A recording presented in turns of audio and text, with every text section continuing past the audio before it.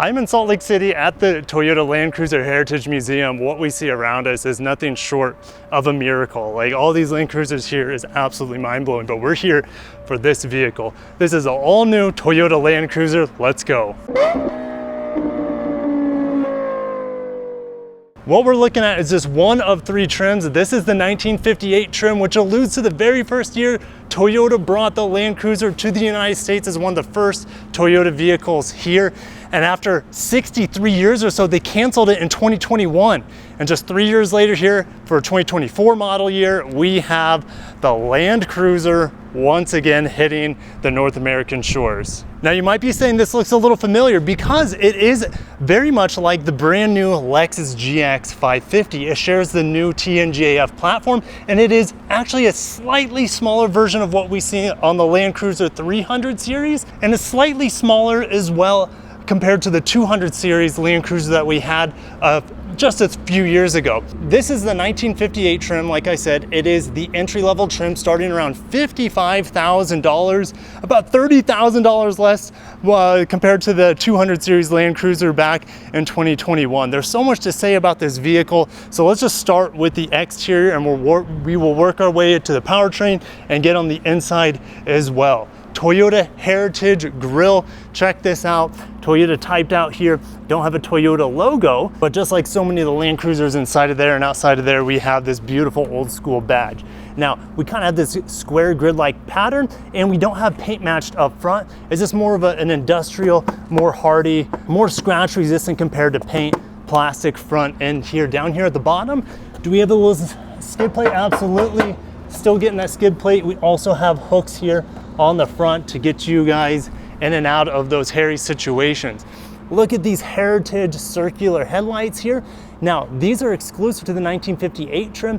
If you get the standard Landcruiser trim, they go to the more horizontal headlights. And I just noticed we have Landcruiser typed into the little lens at the top of the circular, and then we got the bi-LED headlight inside of that circular daytime running light. We also have these additional daytime running lights here at the end. LED fog lights here at the bottom is standard as well. I like having parking sensors, so parking sensors will be standard here. All Landcruisers here come standard with 18-inch wheels. Now, this 1958 actually has slightly skinnier tires compared to the more expensive variants like the first edition as well as the standard Landcruiser. And you can just see how good that approach angle is right up there. You put a little lift on this, put on some fat tires, this thing is going to be flying through the trails. Absolutely.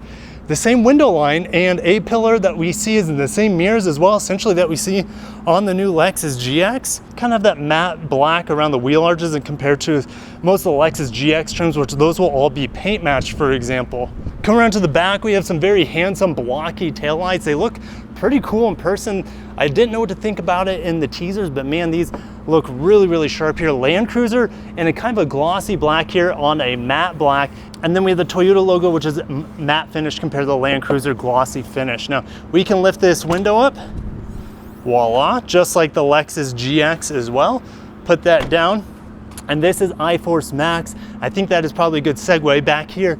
This iForce Max Hybrid, this is the Beyond Zero logo that we see on new Toyota models. This can tow 6,000 pounds, and we have that spare tire back here, as well as another hook. Now we have black, glossy black door handles here to contrast and complement the more glossy black. And this is pre-production. This is probably going to be more of a glossy finish like this, I would assume, but we'll see. We'll see when we get closer to production. But let's get into the hood. I can't turn the vehicle on, but I can show you underneath the hood. And this is something that we know what we'll be getting on the Lexus GX eventually.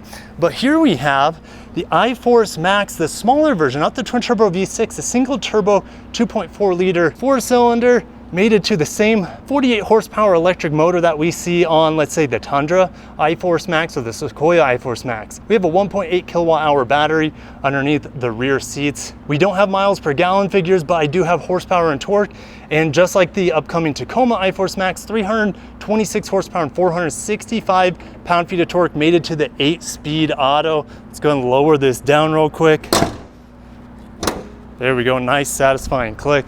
I want to get on the inside now And it should be fairly similar to the Lexus GX, except with this being the entry-level model, we have black cloth. That is your only option here. It is standard, and we don't have electric seats. This is all manual, so very rugged, very basic. And we have the little, what I call the little slidey bar, which I actually like over power seats because it's just so much faster to adjust this seat. There's your trailer control. We also have auto folding mirrors, even on this base grade, which is pretty cool to see.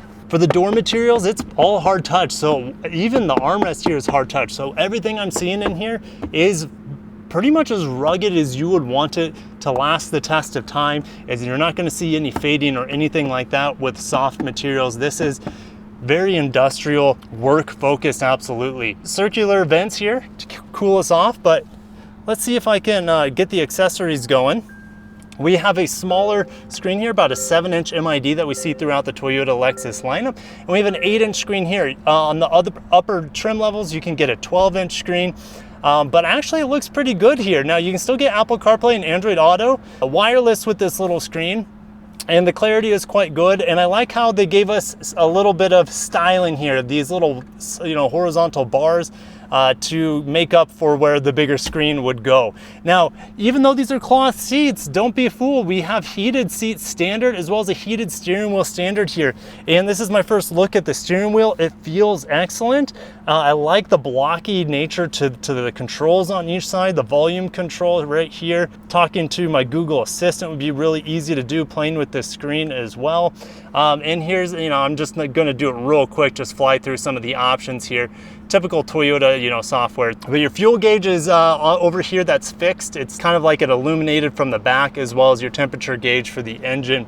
And Toyota logo here on the steering wheel. Like I said, it feels really good in the hands. We also have Safety System 3.0 in here. I like the detail that they gave us on the drive mode select. We have 3 USBs up here, 2 for charging and 1 for integration for your Android Auto, Apple CarPlay. Standard shifter here, and it's leather wrapped. I like the quality of this. We have 4 high, 4 low, so we have a 2-speed transfer case in here. You can lock the center diff, you can lock the rear diff. Deep cup holders. Now let's go and lift up the armrest, which this is hard touch as well. So everything in here is very hardy, rugged, and at least we get a little felt line here at the bottom so the key's not jiggling around while you're driving. Headroom is excellent in here. There's no sunroof. That will be an option on the premium package on other trim levels. Your visor is not gonna get gross and stained over the years here because this is all plastic, but we do have a nice little vanity light there. And this is auto dimming rear view mirror. In upper trims, you'll be able to get a digital rear view mirror and a full trail cam as well. On the dash, we have soft touch at the top, and then back to that sturdy hard touch down here with Landcruiser stamped into it.